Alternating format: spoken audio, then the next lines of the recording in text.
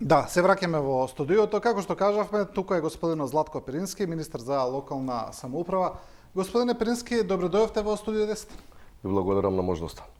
Како што најавив, ќе разговараме за функционирањето на општините, ќе се обидеме да опфатиме повеќе аспекти кои се однесуваат на таа тематика. Да почнеме со проектите кои беа најавени, кои се спроведуваат, нели, кои се дел од унгарскиот кредит, дел од тие пари отидоа кај општините. Како оди тоа? Дали го надгледувате спроведувањето на проектите? Дали гледате до каде се? Како оди целата работа? Па генерално ние сме задоволни како се спроведуваат и имплементираат проектите од првиот јавен повик. На влада е формирано едно координативно меѓуресорско тело кое што го прати и мониторира одблизу процесот на имплементација. Немаме досега наидено на некои посериозни, да речеме, проблеми кои што би можеле да стопираат некаква реализација на некој одреден проект. 53% од проектите од првиот јавен повик, кои што беа 288 на број, се веќе завршени, така да навистина динамиката е одлична и јас се надам дека со тоа темпо исто и ќе продолжи. Добро е да се споменат и бројките од вториот јавен повик. Во вториот јавен повик, бидејќи ставивме повеќе средства на располагање, секако логично е да имаме и поголем број на склучени договори за реализација на проекти, 828, повеќе од 500 проекти се веќе во фаза на објавена јавна набавка за избор на изведувач, така да навистина очекувам дека ќе имаме и тука соодветна динамика. За време на првиот повик имаше некои обвинувања, тогаш дел од општините обвинија дека на нив не им се доделуваат пари од кредитот, дека тоа е поради политички причини, па потоа беа повикани повторно да реаплицираат.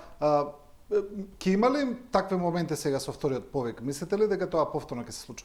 Па генерално кога ги најавивме овие јавни повици за финансиска помош и поддршка на општините во делот на реализација на инфраструктура, секако на површина исплива и политичкиот опортунитет од страна на опозицијата да критикува се што ќе направи како потек владата, и тоа е логично, поготово во Македонија. Но кога почнавме во реализација, да речеме, на подготовки за првиот јавен повик, јас се остварив средби со сите градоначалници на кои што присуствуваа, не само градоначалниците од ВМРО, туку навистина сите градоначалници и од опозицијата, и од ДУИ, и од СДСМ и така натака, и отворено разговаравме за кои предизвици би им биле, да речеме, пречка за да добијат средства. Се со цел да бидат општините спремни за да можат да аплицираат на истиот повик. Точно е дека имаше реакции од одредени градоначалници, меѓутоа кога сватија дека грешката е кај нив, а не е кај нас во владата, потоа таа реторика некако спласна и се олабави. Доволна потврда за тоа е што во вториот јавен повик сите општини, сите локални самоуправи кои што аплицираат добија средства, значи оној политички критериум на политичка припадност на градоначалникот кај нас не постои во овие први два јавни повика. Навистина секој оној кој што аплицираше со соодветен проект, зборам за локална самоуправа, и доби и средства за реализација на истиот. Да, дали се соочевте со момент каде што некои општини, помали општини со помал капацитет немаат доволно капацитет да ги спроведат проектите? Има ли такви моменти?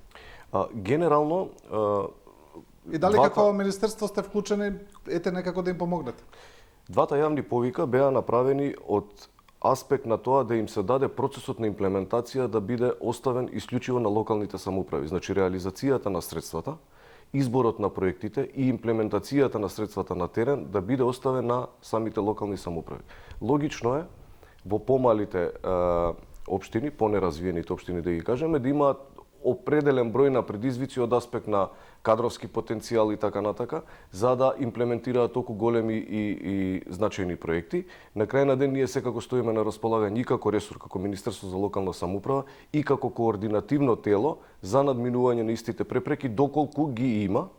Паралелно со тоа, навистина увидовме дека е потребно да им се стави на располагање на општините една алатка која што ја нарековме ресурсен центар, која што би требало во иднина да им биде основа, база за надминување на сите недостатоци од аспект на човечки ресурси во рамки на општините, за надминување на овие предизвици и исполнување на сите изворни надлежности кои што ги има градоначалникот и општинската администрација. Што би било тоа во пракса, баш тоа и е дел од темата ресурсниот центар? Што значи тоа во пракса?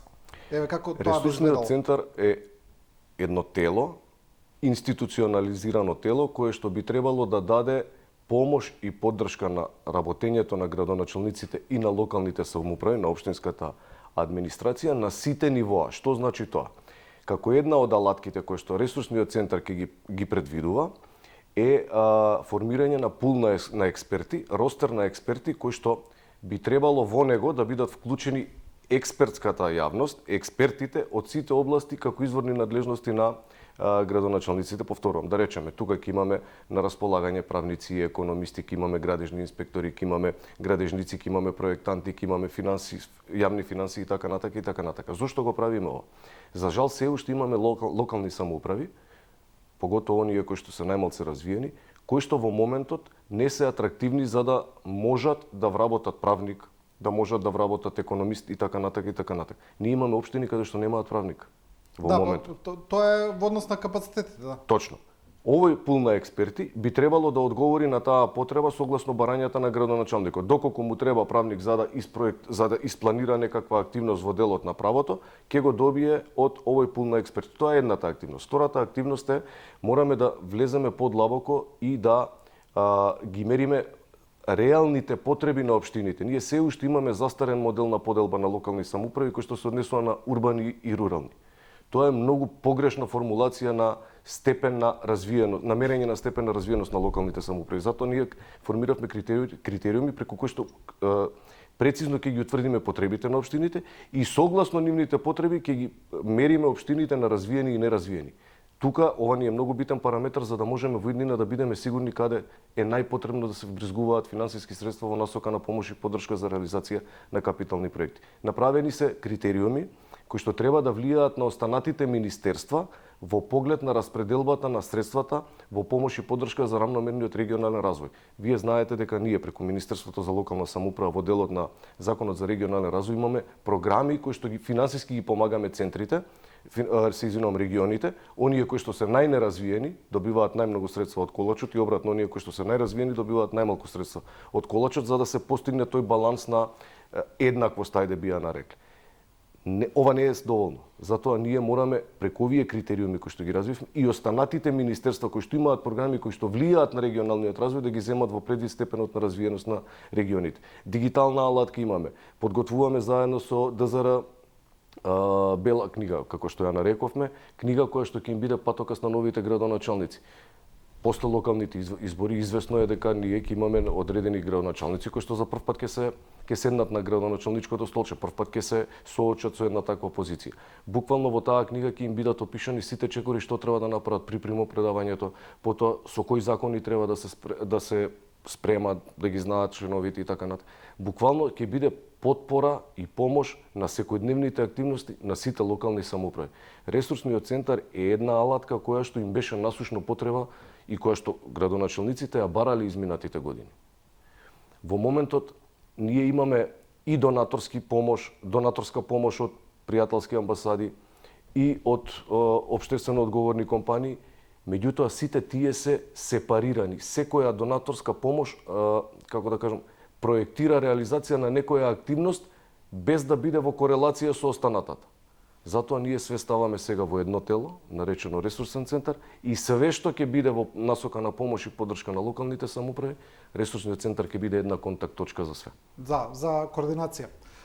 Да, господин Перински, сега актуелно е ова што се случува нели во однос на загадувањето на воздухот, пред се со пожарите поврзано. Вие како Министерство за локална самоуправа немате надлежност за гаснење на пожари во тој дел, но имате надлежност за управување со отпад, за депонија или барем за стратегии во тој правец зборуваме. Имаме ли ние како држава некаква стратегија да се справиме со тој проблем, бидејќи гледаме дека тоа се повторува, не е нешто ново, цело време се палат тие депонии, па предизвикуваат страшна еколошка катастрофа. Дали можеме некако системски да го решиме тој проблем? Секако дека можеме. Тука морам да ве коригирам условно. Министерството за локална самоуправа нема ингеренции во делот на стратегии на управување со отпад. Тука е застапено највеќе Министерството за животна средина. Државата има и планови, и стратегии, и визии како тоа треба да изгледа во иднина и нам насушно ни е потребна имплементација на истите. И сега ќе мора да направиме една генеза на активности како стигнавме до ова. Тука би споменал дека потребата на граѓаните да ги добиваат основните услови за квалитетен живот е оправдана, затоа што во изминатите 7-8 па и повеќе години одблизу гледаа како функционира еден комплетно дерогиран систем кој што оди по инерција. Затоа довербата на граѓаните кон институциите е нарушена. Затоа граѓаните не веруваат веќе во имплементација на проекти.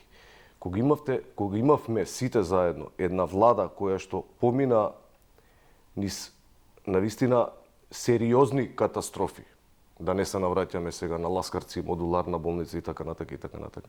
Кога имавме една влада и еден систем каде што со Бентли се возеа со 300 км на саат на плоштад, не можете да очекувате од граѓанинот дека ќе верува дека нешто ќе се случи подобро. Многу е битно да се напомене дека дури и врапчињата знаат дека не е возможно за само неколку дена да се запалат, не сакајки условно, 4 депонии. И врапчињата знаат чиви се ингеренциите за Вардариште и Дрисла. Она што се случи во Трубарево, во Газибаба изминатите неколку дена, навистина беше една потресна слика. Кога стигнавме на лице место на пожарот и кога разговаравме со експерти, бевме убедувани дека ова не може да се санира без некој период од 7 до 10 дена. Мислам дека тука е доблесно да се пофалат и сите институции кои што беа вклучени во гаснењето на овој пожар и е доблесно да се пофалат припадниците на противпожарните единици, затоа што за некои си 30-35 часа пожарот го изгасивме. Сега следуваат сите оние мерења за да видиме каква понатамошна штета, потенцијална штета би предизвикал овој пожар. Меѓутоа, верувајте ми, се трудиме да ги поставиме работите, да поставиме еден систем на функционирање не само во делот на заштита на животна средина, туку и во сите останати сегменти. Ние 15 на месеци, верувајте ми, јас ова го зборам на дневна основа и со моите колеги во влада, каде и да се фатиме, за било која мерка, активност, програма во рамки на функционирање на министерствата, сегде е труло и скапано. Сегде е труло и скапано. Многу отворено сме разговарали со премиерот, навистина се прават максимални напори да се воспостави еден систем по кој што сите ние како граѓани ќе функционираме, без при тоа да бидеме оптоварени со дневна политика. Верувајте ми, даваме се од себе во овие 15 на месеци тоа да го коригираме. Да, видите, господин Перински, тоа е прашањето што сакам сега да некако да дојдеме до одговор што понатаму. Еве, сега можеме ние да се навраќаме и на претходната влада и на таа влада пред неа и така натаму, но еве сега како системски да го решиме проблемот. Еве, еден од моментите е управување со отпадот, да речеме. Точно. Друг проблем се тие отпади, диви отпади, има дозволи, нема дозволи, Точно. што има таму се и така натаму. Пак ќе кажам, не е тоа во ваша надлежност, но еве сега зборуваме генерално за некаква стратегија. Еве вие може да ги координирате општините, како тие постапуваат на некој начин, Точно. што прават. Тоа е прашањето. Од оние активности кои што во периодот беа замрени, а сега се интензивираат во последниве 15 на месеци, се во насока на регионализација на депониите. Имаме постоечки проект кој што е институционализиран во рамките на Министерството за животна средина, кој што заради од X причини не се спроведуваше и имплементираше на терен, најверојатно имале некои пречки и проблеми кои што не се отстранувале. Сега, согласно информациите кои што ги добив и од министерот и од заменик министерот за животна средина, процесот е на брза трака и се работи на регионализација, тоест на изградба на 5 регионални депонии низ цела територија на Македонија, кое што би требало да го надмине проблемот со дивите депонии кои што ги имаме во рамки на државата, во рамки на градовите. Во моментот издадене... И тие диви депонии најчесто се палат. Тие диви депонии се формираат најчесто заради лични интереси и заради можеби несоодветно постапување од страна на одредена локална самоуправа во делот на несоодветно колектирање и отстранување на отпад.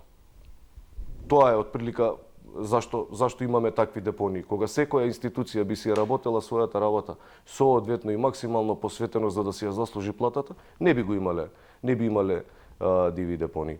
Во делот на ингеренциите кои што ги имаат министерствата и централната влада, издадена е наредба на Министерството за животна средина преку инспекторатот да се проверат сите, преку вонредни контроли, сите оние фирми кои што имаат дозволи за отпади и така натака, за да се проверат уште еднаш условите во кои што работат и функционираат, за да успееме да превенираме уште една, не дај Боже, ваква навистина потресна слика која што ја гледавме во изминатите денови. И дополнително дадена е насока на сите градоначалници да почнат со отстранување и казнување на несовесни граѓани кои што генерираат диви депонии. Значи, тоа се работите кои што ние можеме да ги направиме во периодот кој што ќе следи. Она што сакам да го кажам и што сакав пред малку да го соопштам е дека мораме да ги поставиме работите согласно она што сме го напишале во стратегиите. Значи, она што е напишано во стратегиите, без разлика дали станува збор за обврска на централната влада или обврска на локалното ниво, мора да се почитуваат и спроведуваат по целост. Верувајте ми, имаме краток период позади нас поминат, во периодот кој што ќе следи уште поактивно ќе работиме и ќе стигнеме до она која што е посакувана цел. Ќе ги поддржавате ли некако општините во борбата со загадување на воздухот, особено во зимскиот период? Имате ли таква некаков план? Дали можеби размислувате кога зборуваме за вториот повик, можеби малку да биде поориентиран на еколошки проекти, можеби тоа би помогнало, бидејќи ако има пари, има средства и гледаме дека можеби тоа е приоритет, малку повеќе да се пренасочат во тој правец. Идејата на првите два јавни повици беше да државата обезбеди квантумна средства, финансиски средства, кои што ќе ги стави на располагање на локалните самоуправи согласно нивните потреби и барања. Значи, ние како централна власт не кажавме кои проекти треба да ги одберат општините за да аплицираат на овој јавен повик, оставивме самите општини да одредат кои им се нивните приоритети и со кои проекти ќе аплицираат за да добијат дел од овие средства кои што државата им ги стави на располагање. Значи, во процесот на избор на проектите, ние како централна влада воопшто не влијаевме, туку сето тоа го оставивме на самите локални самоуправи. Дополнително вредно е да се спомене дека првите два јавни повици беа насочени како интервентна мерка во решавање и надминување на најголемиот дел од проблемите кои што се опфатени во подобрување или изградба на нова инфраструктура. Можеби е посоодветно во иднина да се размислува за уште една некаква финансиска помош и поддршка на локалните самоуправи во делот на надминување на овие проблеми кои што ги рековте вие со загадувањето и така натака. Она што ние во моментот го работиме од централно ниво е да се изградат оние две конгенеративни централи во градот Скопје, кој што е како најакутен проблем, бидејќи има и најголем број на жители. Потоа да се интервенира во градскиот и јавниот превоз. Вие знаете дека ние предвидовме веќе една набавка која што се спроведува за 120 електрични автобуси, која што 80 треба да бидат наменети за градот Скопје, а останатите по формула да се дисперзираат во сите останати градови каде што има јавен превоз. Значи, дека ние можеме за 15 на месеци комплетно да ја заокружиме сликата и да го решиме проблемот со загадување, тоа е илузија. Но доколку работиме стратешки на сите нивоа на власт, секако дека може да се подобри и квалитетот на воздух и да се подигне квалитетот на живот на граѓаните. Да, ајде малку да позборуваме политички во однос на престојните локални избори, бидејќи сте не само министер за локална самоуправа, туку и представник на влада предводена од ВМРО-ДПМН, висок член на ВМРО-ДПМН. Го спомнавте ова набавката на 120 автобуси за град Скопје, но доколку во град Скопје победи опозицијата, ќе биде дека сте им помогнале веднаш да добијат добар јавен превоз? Па, знаете како, ако гледаме така од тој аспект, тогаш не би требало да одвоиме и средства преку вториот јавен повик, да речеме за Струмица, за кој што одвоивме. Може би и за Валандово, но исто така и за Валандово одвоивме. Исто и за Паланка. И Паланка, значи ова се и Паланка доби средства, сакам да кажам. Ова се јавни пораки од тие градоначалници како благодарност до владата. Повторно ќе кажам, политичката припадност на градоначалникот, додека постои оваа влада, нема да биде критериум за добивање на средства од страна на централниот буџет во насока на помош и поддршка на локалните самоуправи. Ние она што сме го ветиле пред граѓаните, како што вие споменавте, 120 автобуси, тоа и ќе го испорачаме без разлика кој да биде исходот, а исходот е многу, да кажеме, очигледен, затоа што на дневна основа добиваме бројки, на дневна основа добиваме инпут и од граѓаните, постојано сме на терен, постојано сме меѓу нив. Навистина јас очекувам дури можна победа и во првиот круг на кандидатот кој што е поддржан од ВМРО ДПМН. Добро, сега одете со чисто партиско решение, Точно. со Орце Георгиевски. Точно. Значи, предпоставам дека меѓу останатото тоа го правите и да не ви се повтори нова Даниела Арсовска. Па, видете како... Колку и некако да бегате од одговорноста за незиниот избор, мислам дека знаете е како... неминовно. Не е дека бегаме ние од одговорноста, однесувањето на градоначалничката во 21 година, да речеме, кога практично ние промовиравме еден концепт за Скопје кој што мислевме дека е многу соодветен, дека е модерен и дека некој ќе го спроведе без да се случуваат овие, да речеме, девијантни однесувања, кои што никој не можеше да ги предвиди и предпостави дека би се случувале тогаш кога беа минатите локални избори. Генерално одиме со партиски кадар, со партиско решение, затоа што веруваме во изборот и веруваме во квалитетот кој што може да го испорача ова партиско решение, како што го споменавте ви Орце Ѓорѓиевски, и навистина сум убеден дека има потенцијал и навистина сум убеден дека може точно да одговори на потребите на граѓаните.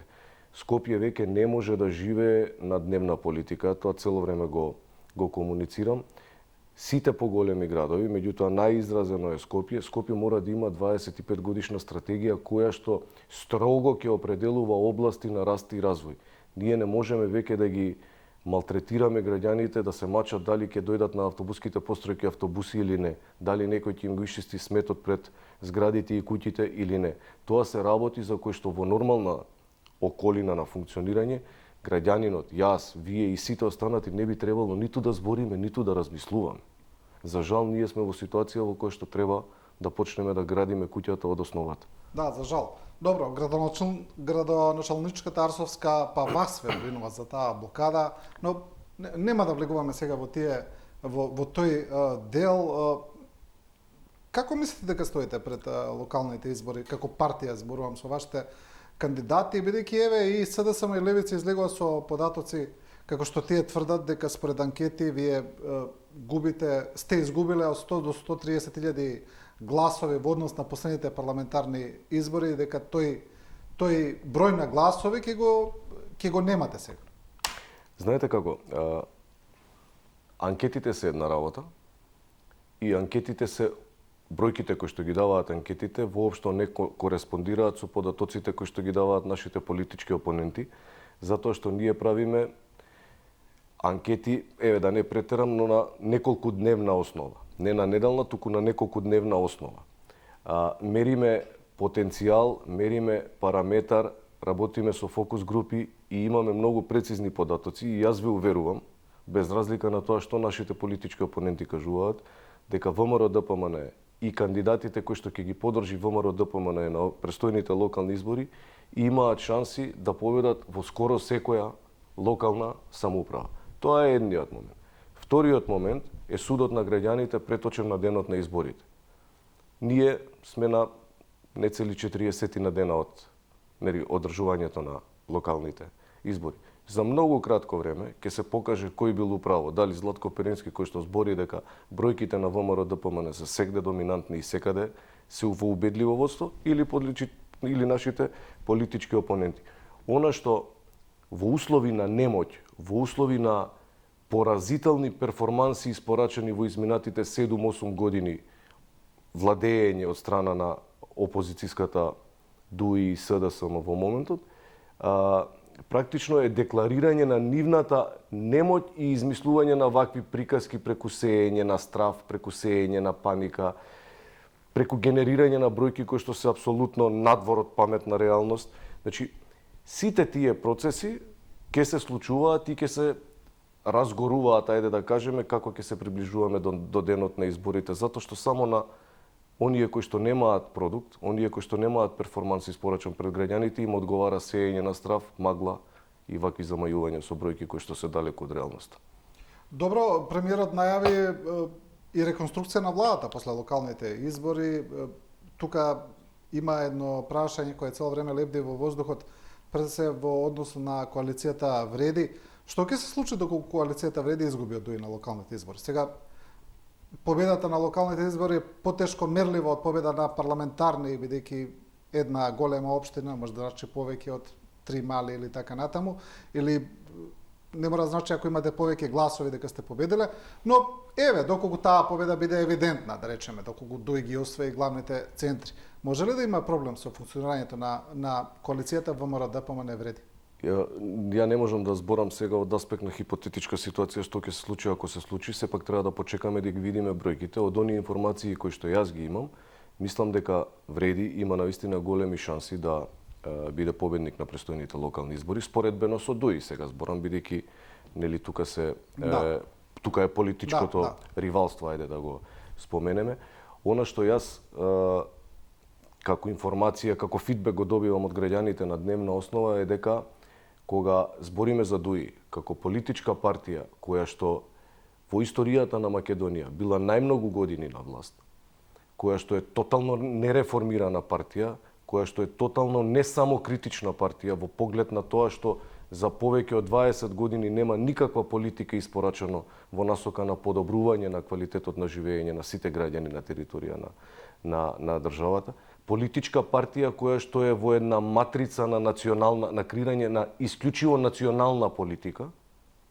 Практично ДОИ не може да се декларира како државотворна партија затоа што не креира мерки и политики за сите граѓани на територија на Македонија, туку креира мерки и политики само за одредена структура на граѓани од една националност. Не ќе да бидам грубо сватен, вие знаете за што зборам. Сметам дека на последните избори беше разластена, а мислам дека на овие избори, или можеби потенцијално и следните, ќе биде и тотално и поразена, затоа што не гледам дека таму има самокритичност од аспект на реформирање на таа политичка гарнитура. Да, и за крај, еве, кога сме кај реконструкцијата, дали во таа потенцијална реконструкција се гледате на друга позиција, може? И на која? Навистина не знам. Ниту па сме разговарале со премиерот на оваа тема. Јас сум доволно свесен да секој оној кој што испорачува треба да остане во рамки на владата, но исто така сум свесен дека и оној кој што не испорачал, едноставно треба да се помири и да каже да е доволно самокритичен и да каже дека можеби и треба да се види на некое друго место. Не сум обременет со процесот дали ќе останам или нема да останам во рамки на влада, се трудам да направам и да дадам се од себе да ги поместам работите во делот на ингеренциите на мојот ресор за на градоначалниците да им помогнам на било кој основ да испорачуваат по квалитетни услуги кон граѓаните. За многу кратко време ќе ги добиеме и јас и вие одговорите на овие прашања кои што ги добивме, затоа што баш сме на праг на многу кратко е времето до одржување на локалните избори. Да. А потоа следи и таа, нели, ќе следи најверојатно и таа најавена реконструкција. Да. Добро, господине Перински, ви благодарам за ова интервју. Ви благодарам на можноста. Со ова го завршуваме првиот дел, почитувани, останете со нас, продолжуваме со Драган Саздов од МАПАС, ќе разговараме за пензискиот систем. Се враќаме за кратко.